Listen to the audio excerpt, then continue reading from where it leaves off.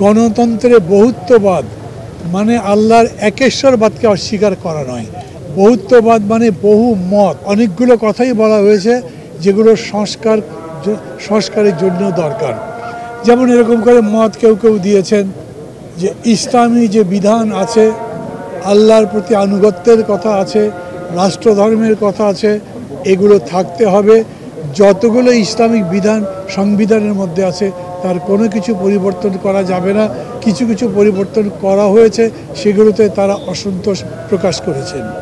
আবার তারা এরকম কথাও বলেছেন, তাদের বোঝার ভুল আমি বলবো, তারা বলেছেন এই যে বহুত্ববাদের কথা বলা হচ্ছে, এই বহুত্ববাদ চলবে না।